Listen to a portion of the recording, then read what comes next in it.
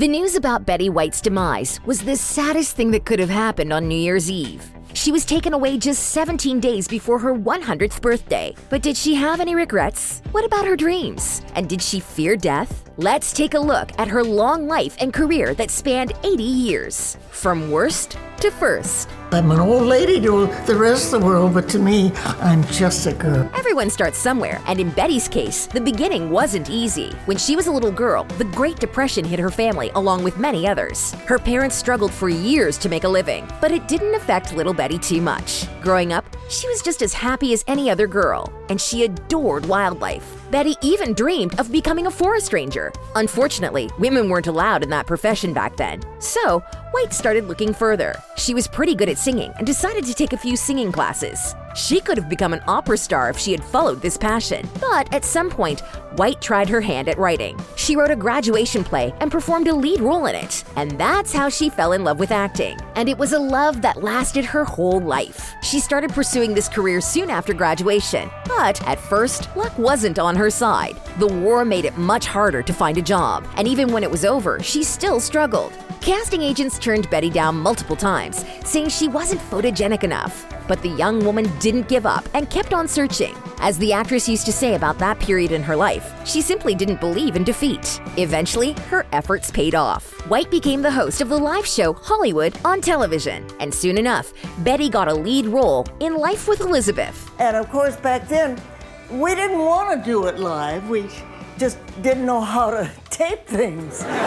Betty actually had full creative control of this show, both in front of the camera and behind it, making her one of the very few women in the industry to do so back then. And the series also solidified her comedy star status and brought the actress her first Emmy Award. But Betty's career wasn't only about making others laugh. We can also call her a pioneer of inclusiveness. When the actress launched The Betty White Show, she was joined by Arthur Duncan. He was a tap dancer, and thanks to her, he became the first African-American regular on a TV program. Unfortunately, viewers weren't ready for that, so the show got a lot of criticism. The channel asked Betty to replace Duncan, but she refused, saying, "I'm sorry, but you know, he stays. Live with it." It was a brave reply, but sadly didn't help, and her show was canceled soon afterwards. No matter what happened, the actress kept her head up high and moved on. White appeared on dozens of other TV shows, sitcoms, and movies. And the peak of her career came with The Golden Girls. Even a trip to the bank can be exciting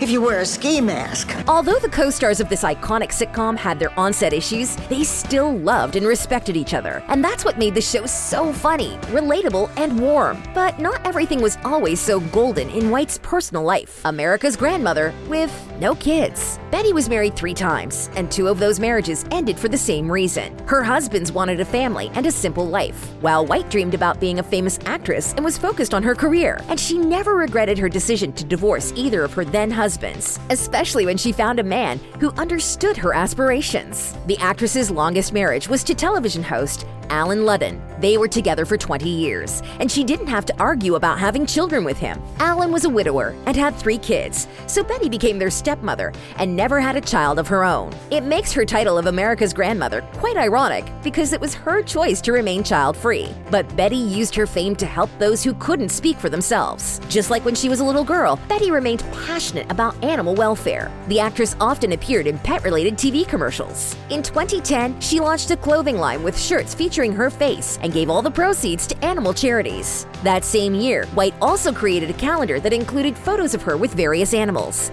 And she even managed to finally become a forest ranger at 88 years of age. Without a doubt, everyone loved and appreciated her. But the universal adoration didn't protect the actress from heartbreak.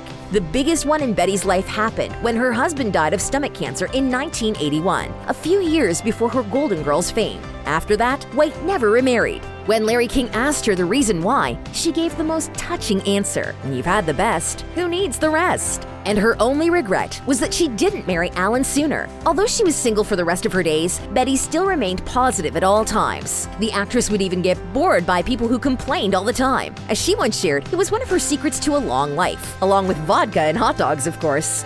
Thank you, excuse me. And when someone else asked her what she thought about heaven, Betty said whatever it was, Allen should be there. It's safe to say that she kept on loving him till her final breath. And while so many people are trying to grab hold of life, Betty never feared leaving this world. In fact, she was interested in finding out what happens after death. I just find it fascinating. I'm curious. And the older I get, the curiouser I get. Let us hope that what happened on December 31st satisfied her curiosity. And all of us who stayed in this world will forever remember her for her funny nature and countless accomplishments. The loving tributes to Betty.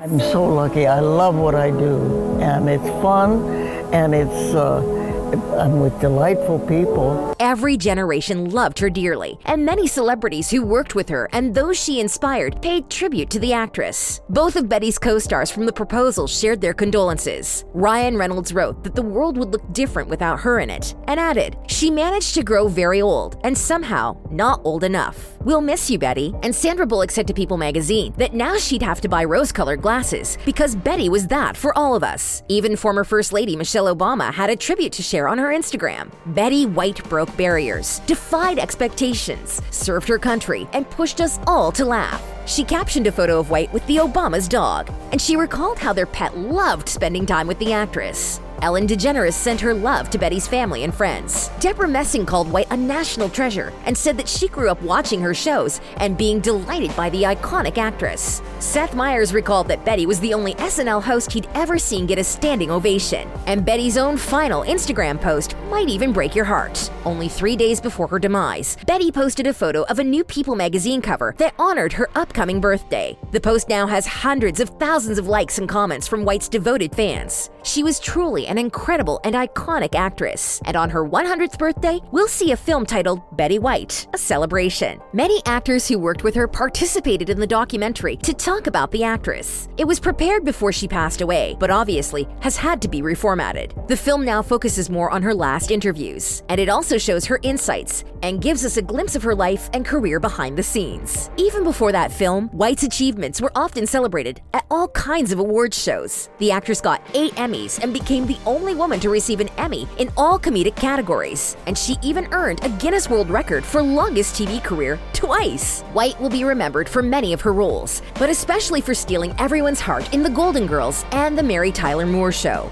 At 88, she became the oldest Saturday Night Live host ever, and even well into her 90s, White starred in the sitcom Hot in Cleveland that lasted for 6 seasons. She was one of the very first female producers and one of the most revered figures on TV. But despite everything, the actress always remained humble. It's incredible that you can stay in a career this long and still have people put up with you. Ah, Betty, we would have put up with you for much, much longer. We'll never forget you. Rest in peace.